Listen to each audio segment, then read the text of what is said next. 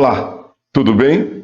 Obrigado por chegar até esse vídeo. Ele é o segundo da série que trabalha a persistência com SQFlight. Se você viu o vídeo anterior, ele trouxe uma introdução ao que é persistência com SQLite, fazendo uso do SQFlight no Flutter. Só que nós não chegamos a ver persistência nele, porque identificamos, no momento da implementação, uma alteração no código que foi implementado no vídeo que foi trabalhado a persistência com Shared Preference em relação aos temas dos botões, que teve uma alteração muito positiva a partir da versão 2.3 do Flutter. Então, no primeiro vídeo da série, eu preferi ajustar essa nova característica do Flutter para deixar a implementação referente à persistência a partir desse segundo vídeo. Mas seria muito interessante que você pudesse assistir ao vídeo anterior. Mas vamos lá, vamos já começar a persistência de dados com o SQFlight. E lembre-se, curta o vídeo, se inscreva no canal e compartilhe. Esse teu apoio é muito importante para mim.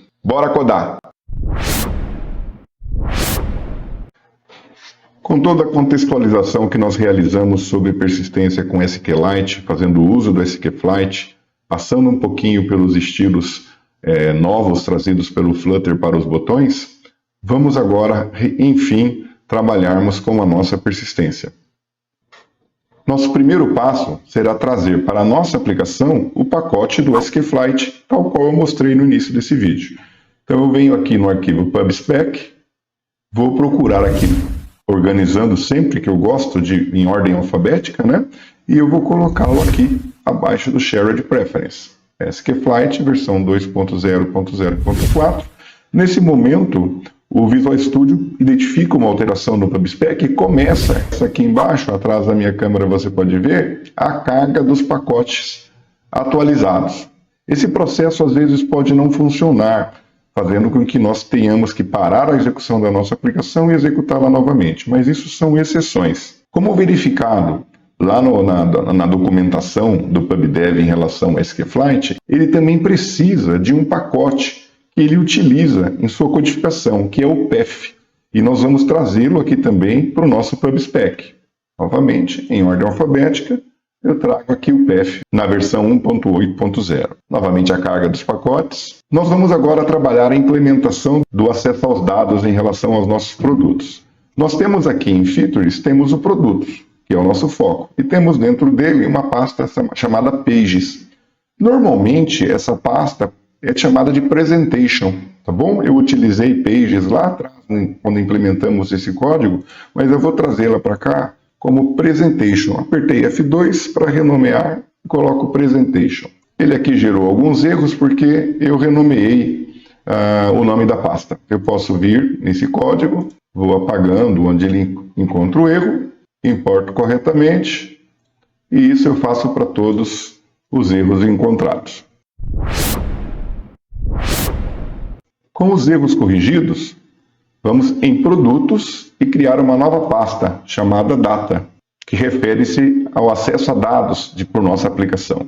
Dentro dessa pasta, eu vou fazer uso de um arquivo de constantes, que será específico para trabalharmos com produtos. Então eu vou criar aqui dentro dessa pasta um arquivo, vou chamá-lo de Data Produtos Constantes.dart. E dentro dele eu vou criar algumas constantes relacionadas à nossa base de dados. A primeira dela refere-se ao nome da base de dados. Observe, eu estou usando uma string ec_delivery_db e coloquei esse valor em uma constante string de nome database name. Agora eu trouxe para cá strings relacionadas ao nome da tabela da minha base de dados e aos nomes das colunas que essas minhas tabelas terão. É uma prática eu colocar tudo isso em constantes, porque caso ocorra um erro ou alguma mudança no literal, eu mudo em apenas um local. É uma boa prática de programação isso daí, ok? Quase finalizando, eu crio uma constante com o script para a criação da minha tabela na base de dados. Verifique agora que eu tenho novamente uma constante, mas que ela já está fazendo uso das constantes que eu utilizei, ó, produtos table, produtos column. Então estou reutilizando. Nós temos uma outra situação que o SQLite trabalha, que é o versionamento de sua base de dados. Só que eu não posso colocar essa versão nesse arquivo de produtos, de constantes de produtos, porque eu quero deixá-lo especificamente para nomes relacionados à tabela produtos. Eu quero criar a variável que representa uma constante para a versão, mas que ela seja compartilhada com toda a aplicação.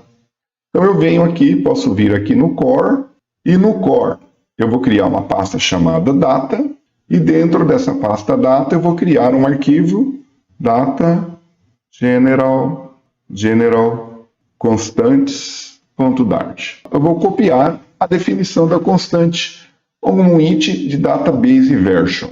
Deixa eu verificar aqui. Vamos padronizar, né? Usando maiúscula, eu posso colocar aqui o database version. E ainda eu poderia seguir uma convenção do Dart que cada constante começa com letra K. Eu poderia atribuir isso nas minhas constantes, seguindo a convenção da linguagem. Eu vou colocando o K em todas as constantes.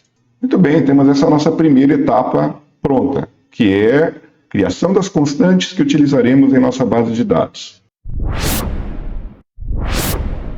Agora, vindo aqui no data dos nossos produtos, eu vou criar uma classe de fonte de dados realmente para trabalharmos com os produtos da nossa aplicação. Então, eu vou criar um arquivo, vou nomeá-lo de produtos, underline SQLite, underline datasource.dart.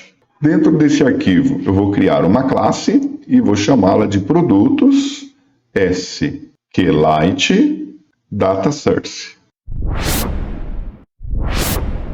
Como criaremos aqui um método que vai nos fornecer a base de dados para a aplicação?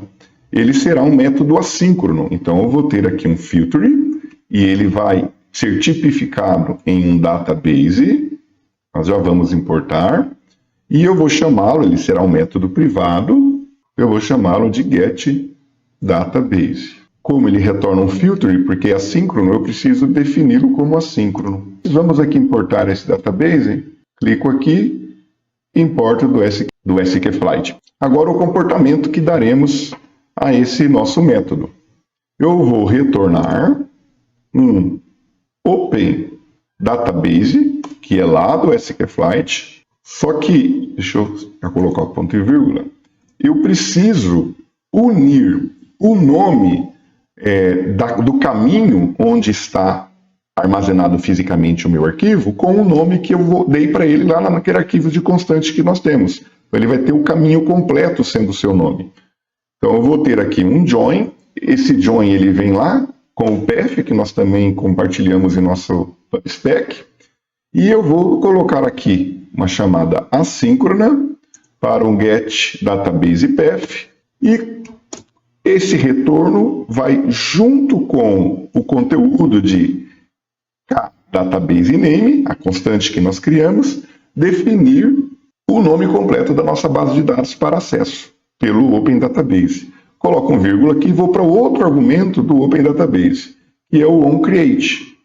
Então ele vai verificar, ele vai tentar primeiro nos devolver a base de dados. Caso ele não consiga, porque ela não existe, ele vai criá-la. E ele terá o comportamento relacionado nesse parâmetro onCreate. Ele recebe a base de dados e a versão. Ele será assíncrono e nós vamos, de maneira assíncrona, chamar o DB, que é a base de dados que estamos recebendo, execute, e vamos mandar aquela constante create. Opa, acredito que eu não mudei o nome dela aqui, deixa eu ver. Data produtos constantes, aqui, eu não mudei o nome dela para cá. Gravo tudo com Ctrl+KS, venho aqui e escolho cá, create produtos table script constantes. Aqui já está perfeito, essa é a execução que ele vai ter, e ele vai precisar de um novo argumento antes do fechamento. Aqui, deixa eu colocar isso daqui para ficar mais fácil. Depois do onCreate, eu tenho outro argumento que é o version. Então, o version eu vou trazer para cá o kDatabase version. Veja que eu posso até separar o nome, né? Vamos pegar aqui em Data General e venho aqui e vou apertar F2 para ele renomear e vou colocar o Database underline version. Ele pode demorar um pouquinho que ele vai buscar as referências a esse nome. Mudou aqui, vamos verificar no SQLite. Aqui ele já mudou aqui também. Então nós já temos implementados o nosso método de retorno da base de dados, que nós nem sabemos ainda como foi criada, tá bom? Mas sabemos que ela será criada quando for invocado esse método, e ele vai invocar, se for preciso criar, esse execute com a instrução SQL que nós temos para a criação da base de dados. Pode ocorrer alguma situação em que você precise remover a base de dados do seu dispositivo. Vamos então aqui implementar agora um método responsável por isso.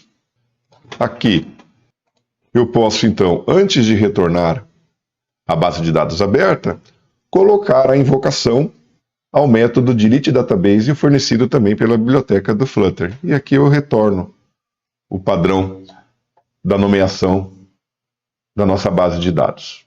Esse trecho de código ele vai ser executado sempre que a gente for buscar pela base de dados. Então ele vai estar sempre removendo a base de dados.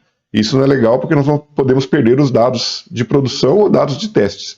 Então eu coloquei aqui apenas como maneira didática, mas eu vou deixar ele comentado e recomendo que você faça isso também porque ele é muito perigoso. Como estamos trabalhando a implementação do zero da base de dados, ela não terá nenhum dado e nós queremos exibir algum tipo de informação para o usuário quando ele executar a aplicação a primeira vez. No nosso caso, nós como testadores. Então a gente pode trabalhar a situação de inserção de registros em nossa base de dados, que são dados nomeados como dados de teste, sem a necessidade de interagir com a aplicação para persistir esses dados. Então, após a execução da instrução que cria a tabela, nós vamos implementar uma outra instrução que será responsável pela inserção de um registro com dados de teste. Verifique aqui. Nós estamos usando o raw insert, é um método que trabalha puramente em SQL, não faz uso de mapeamento objeto relacional. Temos então a instrução insert into, o nome da tabela, entre parênteses os nomes das colunas onde os dados serão inseridos. Depois temos o values e os valores para cada coluna. Observe que estamos utilizando aqui a técnica de 3 aspas no início e 3 aspas no final, que garante que a string será exatamente da maneira que nós estamos implementando. Chegamos ao final de mais esse vídeo. O que achou? Já vimos algum código relacionado ao SQLite, onde criamos um método específico para a criação de nossa tabela, fizemos uso de constantes para definir strings que serão utilizadas nesse processo de construção, tanto de nossa base de dados como de nossa tabela de produtos. No próximo vídeo, nós vamos trabalhar a criação do modelo de negócio que iremos mapear para essa tabela criada. E também começaremos a implementar a interação com o usuário com a base de dados. Caso você tenha gostado do vídeo, novamente, curta ele, compartilhe, se inscreva no canal, vai ser muito importante para mim e eu lhe agradeço muito a isso. Agora vamos tomar uma água e bora lá voltar a codar.